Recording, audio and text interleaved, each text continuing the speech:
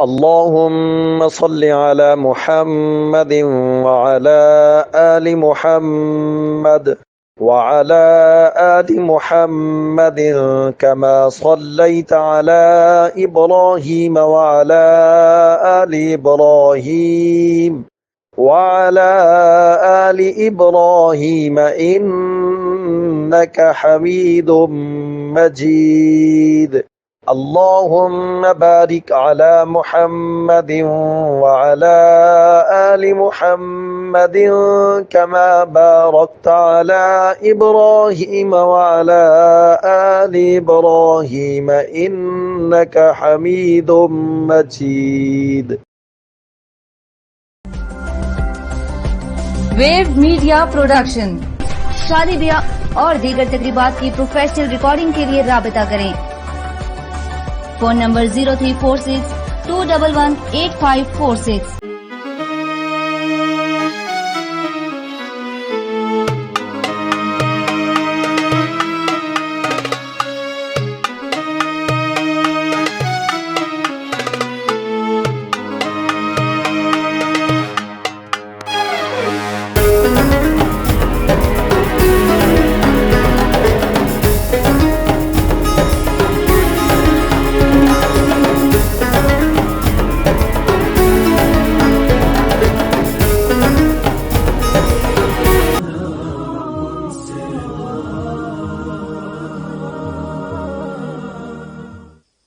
السلام علیکم ورحمۃ اللہ وبرکاتہ۔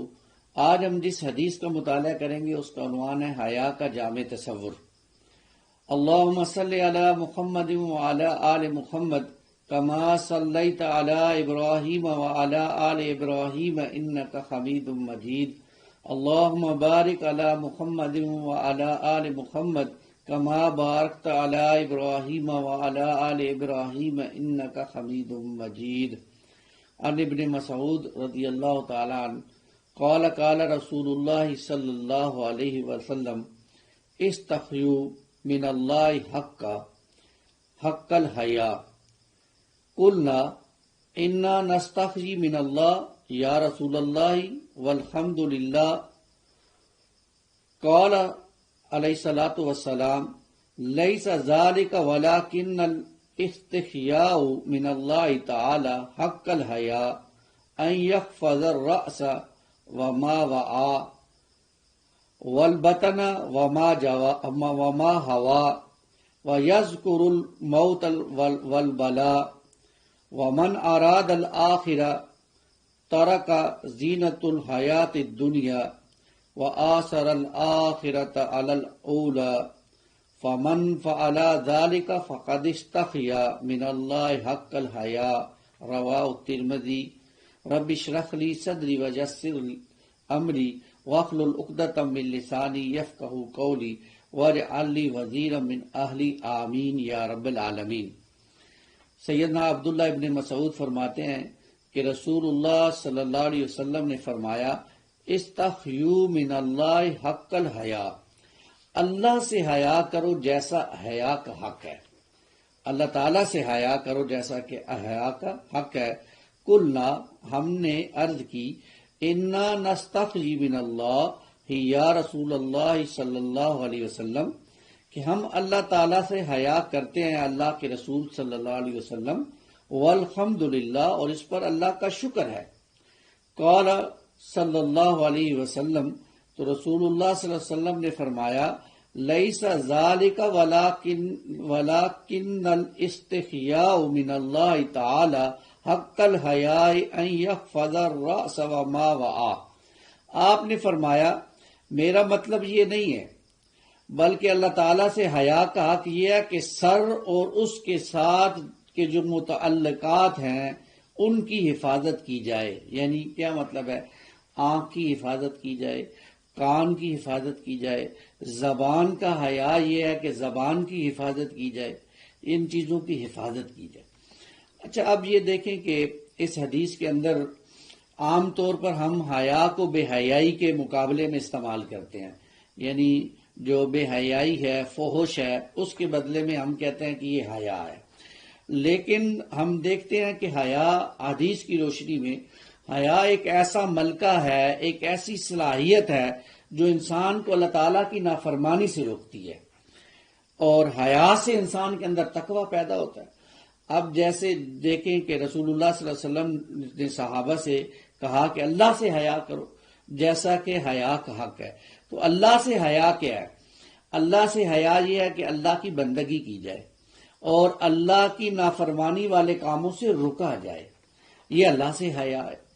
اور اس سے آگے بڑھ کر اللہ کے رسول نے فرمایا صلی اللہ علیہ وسلم کہ انسان حیا جب کرتا ہے تو اللہ تعالیٰ سے حیا کا ایک حق یہ بھی ہے کہ سر اور اس کے متعلقات یہ سب بھی حیا میں آ جائیں، یعنی آنکھ وہی کچھ دیکھے جو رب چاہتے ہیں، کان وہی کچھ سنے جو رب چاہتے ہیں، زبان وہی کچھ کہے جو رب چاہتے ہیں، یعنی یہ بے حیا نہ ہو جائیں، زبان ایسے ہی الل پلل ہر وقت نہ چلتی رہے، آنکھ جدھر چاہے مرضی اٹھا کے انسان نہ دیکھتا رہے، کانوں سے گانے اور اس طرح کی لغویات نہ سنتا رہے، بلکہ حیا کا پہلو اپنے سامنے رکھے۔ اب دیکھیے حیا کا وہ جامع تصور ہے جو ہماری نظروں کے سامنے عمومی طور پر نہیں ہوتا، تو اس حیا کے تصور کو اپنانے کی ضرورت ہے۔ پھر یہ بھی دیکھیں کہ یہی چیزیں آنکھ، کان اور زبان، سورہ یاسین میں آتا ہے کہ اللہ تعالیٰ ان سے پوچھیں گے، یہ اللہ تعالیٰ کے سامنے ان چیزوں سے سوال کیا جائے گا اور ہمارے اعضاء جواب دیں گے۔ اس وقت انسان کی زبان بھی بند کر دی جائے گی، زبان سے نہیں بولے گا، پھر اس کے ہاتھ بولیں گے، اس کے پاؤں بولیں گے کہ یہ کہاں، ان ہاتھوں سے اس نے کیا کیا، ان پاؤں سے کہاں چل کے گیا، سب اللہ کے حضور جو ہے وہ پیش ہو جائے گا۔ تو ہمیں ان چیزوں کی حفاظت کرنی ہے، ان کو جو ہے حیا میں لانا ہے۔ والبطن وما ہوا، اور پیٹ اور اس کے تقاضے، یعنی عقل حلال اور شہوت پر کنٹرول، یہ بھی حیا کا حصہ ہے۔ یعنی ایک بے حیا انسان ہوگا جو وہ حرام میں منہ مارے گا، وہ رشوتیں لے گا، وہ ڈنڈیاں مارے گا، وہ ملاوٹ کرے گا، وہ دھوکہ دے گا، وہ جناب فریب کرے گا، جبکہ جو حیا والا انسان ہوگا وہ اپنی عقل حلال کو، رزق حلال کو جو ہے وہ کمانے کی کوشش کرے گا۔ اس لیے اگر کوئی نیک انسان، ایسا انسان جو صرف روزی حلال کی کماتا ہے اور اس سے اپنے بچوں کا پیٹ پالتا ہے اور اپنا پیٹ پالتا ہے، تو یہ بہت بڑی نیکی کا کام ہے جو وہ کر رہا ہے۔ اور شہوت پر کنٹرول، یعنی اپنے جو شہوت کا جذبہ اللہ نے اس کو دیا ہے اس کو اپنی جو ہے وہ کنٹرول میں رکھتا ہے، اور جو جائز اللہ تعالیٰ نے راستہ بتایا دیا ان کے ساتھ جو ہے وہ اس جذبے کو پورا کرتا ہے، تو یہ اس کی حیا ہے۔ اللہ تعالیٰ ہمیں پیٹ کی اور شہوت کی جو حیا نصیب فرمائے۔ وَيَذْكُرَ الْمَوْتَ وَالْبَلَاءَ، اور موت کو یاد رکھنا، یہ بھی حیا ہے، اور موت کی جو آزمائش ہے اس کو سامنے رکھنا، یہ بھی حیا۔ اب ہم میں سے اکثر، معذرت کے ساتھ، ہم میں سے اکثر تو موت کو بھولے ہوئے کہ ہمیں مرنا بھی ہے، اللہ کے حضور پیش بھی ہونا ہے، یعنی جب اس کو یہ حیا ہوگی کہ میں نے مرنا ہے اور اللہ کے حضور پیش ہونا ہے، تو پھر وہ اپنے اعمال کو دیکھے گا، اپنے رہن سہن کو دیکھے گا کہ کل جب میں اللہ کے حضور پیش ہوں گا تو کیا میں اپنے رب کا سامنا کر سکوں گا؟ کل میرا جب رسول اللہ سے سامنا ہوگا تو کیا میں اپنے رسول صلی اللہ علیہ وسلم کا سامنا کر سکوں گا؟ یہ چیزیں ہیں جو موت کے بعد ہمارے سامنے ہمیں یاد رکھنی چاہیے، اور اس حوالے سے اپنے اندر حیا پیدا کرنی چاہیے۔ وَمَنْ أَرَادَ الْآخِرَةَ، اور جو آخرت کی کامیابی کو مقصود بنا لے، یعنی آخرت کے لیے اپنا تن من دھن لگائے، ترک زینت الحیات الدنیا، تو اسے چاہیے کہ وہ دنیا کی رنگینیوں کو ترک کر دے۔ دنیا کی رنگینیوں میں کچھ نہیں پڑا ہوا، دنیا کی رنگینیاں ایسی ہیں جو انسان کو غرق کر دیتی ہیں۔ یہ دنیا تو اس مثال اس کشتی کسی ہے کہ جس کے اندر سوراخ ہو جائے، تو جب سوراخ ہو جائے تو اب ظاہری بات ہے کشتی تیر نہیں سکتی، پھر کشتی کے اندر پانی چلا جاتا ہے۔ جب دنیا انسان کے اندر چلی جائے گی تو انسان کو بھی ڈبو دے گی۔ اس لیے دنیا کے اعتبار سے انسان کو یہ کرنا چاہیے کہ وہ دنیا کی رنگینیوں کو ترک کر دے، اللہ کی یاد میں اپنے آپ کو لگائے اور اللہ کے ساتھ لو لگائے اور اس میں آگے سے آگے بڑھنے کی کوشش کرے۔ اور قرآن مجید نے 20 مرتبہ، بلکہ آپ یوں قرآن کا مطالعہ کریں تو آپ کو قرآن کے ہر صفحے پر دنیا کی بے ثباتی کے حوالے سے یہ مل جائے گا کہ یہ تو متاع ہے، وَمَا الْحَيَاةُ الدُّنْيَا إِلَّا مَتَاعُ الْغُرُورِ، یہ دنیا کی زندگی تو ایک نہیں ہے دھوکے اور کھیل کا سامان، یہ تو دھوکہ ہے، متاع ہے، چند دن کا سامان ہے۔ اس لیے اس کے حوالے سے جو ہے وہ انسان کو اتنا جو ہے وہ پریشان نہیں ہونا چاہیے، بلکہ آخرت کے حوالے سے پریشان ہونا چاہیے۔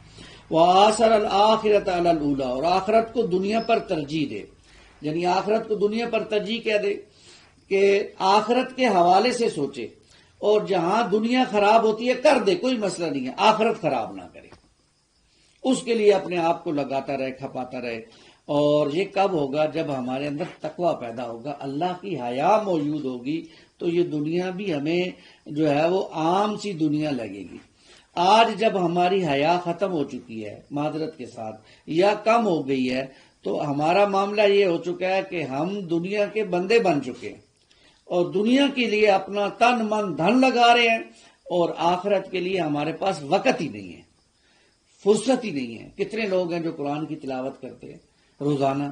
کتنے لوگ ہیں جن کے گھروں میں سال میں ایک مرتبہ قرآن مجید بھی نہیں کھلتا ہوگا؟ کتنے افسوس کی بات ہے۔ نمازیں نہیں پڑھی جاتی، ہم مسلمان اپنے آپ کو کہتے ہیں لیکن نماز نہیں پڑھتے، 5 وقت کی نماز فرض ہے لیکن ہمارے ہاں نماز نہیں پڑھی جاتی۔ تو آخرت کے لیے تو بھائی یہ چیزیں بھی ضروری ہیں۔ فمن فعل ذلک فقد استخفى من اللہ حق الحیا، پر جس نے یہ کام کر لیے اس نے اللہ سے حیا کا حق ادا کر دیا۔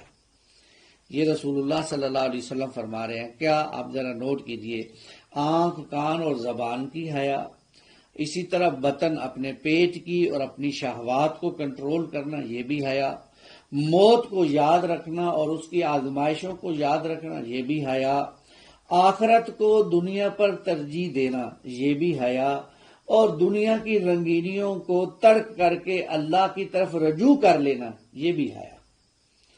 آج میں بس یہ دیکھیں، یہ جو میں نے باتیں گنوائی ہیں، کیا ہم ان کو حیا میں تصور بھی کرتے ہیں یا نہیں کرتے؟ ہم تو حیا کو بس بے حیائی پر ہی جو ہے وہ تصور کرتے ہیں، اور بس اسی کے اعتبار سے لگے رہتے ہیں، وہ بھی حیا کا پہلو ہے۔ اور اللہ کے رسول نے فرمایا صلی اللہ علیہ وسلم، ایمان اور حیا دونوں ساتھ ساتھ چلتے ہیں، ایک چلا جائے تو دوسرا خود بخود چلا جاتا ہے۔ یعنی اگر حیا نہیں ہے تو پھر ایمان بھی نہیں ہے، اگر ایمان نہیں ہے تو حیا بھی نہیں ہے، ایمان ہوگا تو حیا بھی ہوگی، حیا ہوگا تو ایمان ہوگا، یہ دونوں لازم و ملزوم ہیں۔ تو یہ حیا کا ایک جامع تصور جو رسول اللہ صلی اللہ علیہ وسلم نے مجھے اور آپ کو دیا ہے، اس کو ہم نے سامنے رکھ کر اپنی زندگی بسر کر دی ہے، اور اللہ تعالیٰ سے حیا کرتے ہوئے اللہ تعالیٰ کی بندگی کرنی ہے، اپنے جسم کے اعضاء کی، اپنی آنکھ کی، اپنے کان کی، اپنی زبان کی حفاظت کرنی ہے، اپنے پیٹ کو حلال رزق پر راضی کرانا ہے، اسی پر اس کو جو ہے وہ دوام دینا ہے، اور اگر یہ حرام کی طرف طلب کرے تو اس کو کنٹرول کرنا ہے تاکہ یہ حرام میں منہ نہ مارے، اور شہوت کو اپنی کو کنٹرول کرنا ہے۔ اور اللہ تعالیٰ نے جو قرآن مجید میں کہا کہ اپنے جو اس کی ملک زمین میں ہے، اس کی بیویاں ہیں، اس کے ساتھ اس کو جائز طریقے سے پورا کرنا ہے، موت کی یاد کو ہر وقت دل میں بسانا ہے، موت کے ساتھ موت کی یاد اور موت آنے کی لیے تیاری کرتے رہنا، یہ ہماری زندگی کا حصہ ہونا چاہیے۔ دنیا کی رنگینیوں کو ترک کرنا ہے، اور آخرت کو دنیا پر ترجیح دینا ہے، آخرت کی تیاری کے لیے اپنا تن من دھن لگانا ہے۔ اللہ مجھے اور آپ کو اس کی توفیق عطا فرمائے، اور اللہ تعالی ہمیں حیا نصیب فرمائے۔ رسول اللہ صلی اللہ علیہ وسلم نے فرمایا، پس جس نے یہ کام کر لیے اس نے اللہ سے حیا کا حق ادا کر دیا۔ اللہ ہمیں حیا نصیب فرمائے، آمین یا رب العالمین۔ اقول قولی ھذا استغفر اللہ لی ولکم ولسائر المسلمین والمسلمات۔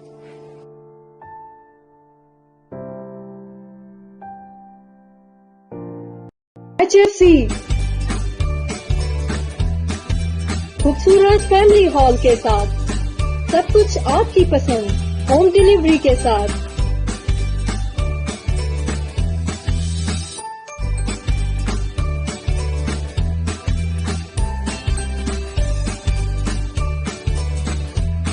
صلی اللہ علیہ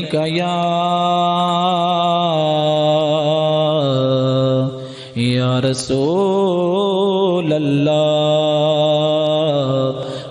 وسلم علیک یا حبیب اللہ۔ حقیقت میں وہ لطف زندگی پایا نہیں کرتے جو یاد مصطفیٰ سے دل کو بہلایا نہیں کرتے۔ یہ دربار محمد ہے، یہاں ملتا ہے بن مانگے، یہاں اپنوں کا کیا کہنا ہے۔